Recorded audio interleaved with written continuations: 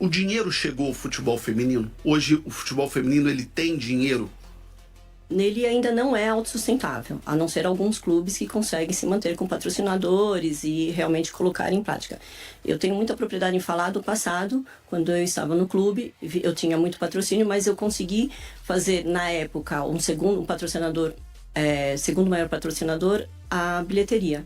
Então, os ingressos para nós, dentro do Corinthians na época, se faziam com que fosse o segundo maior patrocinador da modalidade.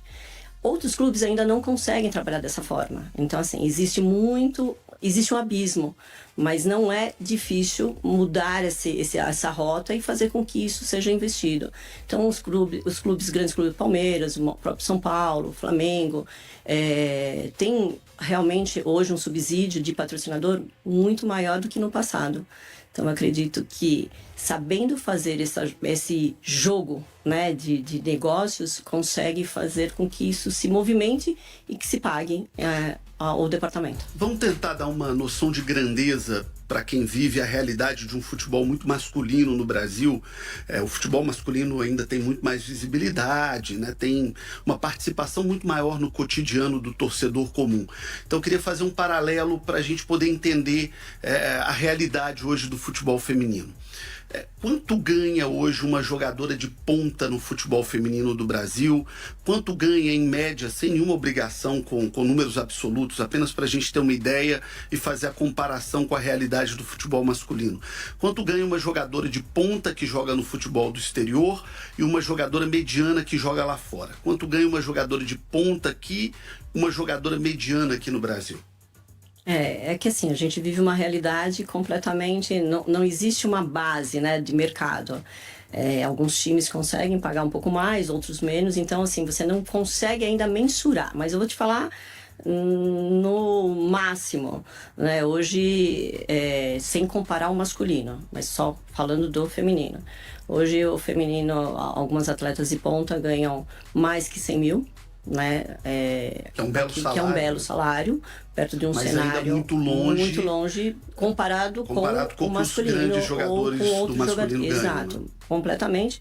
Mas acho que isso daí é uma busca, né? Então, assim, realmente nós começamos a fazer um trabalho muito recente.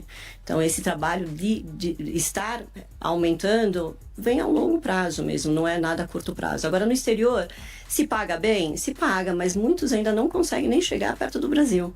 Só que tem... Mas hoje paga melhor do que lá fora? Alguns países, sim.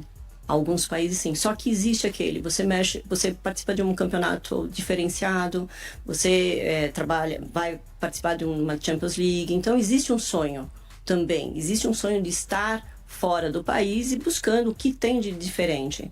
Então muitas acabam saindo também por conta desse sonho e são valorizadas lá fora. Então existe um pouco diferente do cenário que a gente vê dentro do masculino, no feminino é um pouco diferente. Então ainda está se crescendo muito e movimentando muito de uma forma diferente. E a base da pirâmide, Cris, quando a gente pega um campeonato brasileiro de Série A do futebol feminino, quanto em média ganham as jogadoras, as que não têm tanto nome, que ainda não chegaram à seleção, que não tem tanta visibilidade ainda? Não chega a 10, 15 mil reais. Não passa disso. Agora, eu queria trazer aqui uma reflexão, obviamente, para te ouvir sobre isso, como profunda entendedora do assunto. Eu acho que é uma realidade que a gente pode olhar o copo meio cheio ou meio vazio. Eu me lembro de uma época, acompanhando futebol feminino, que as meninas tinham quase que uma ajuda de custo ali, né? Eu sou de Belo Horizonte e tive a oportunidade de acompanhar o início da carreira da Marta, que é a maior jogadora de futebol do mundo de todos os tempos, jogava num campo de terra batida, com todas as dificuldades do mundo, e aquele pouco que ela tinha ainda era uma luta muito grande para aquele clube dar a ela.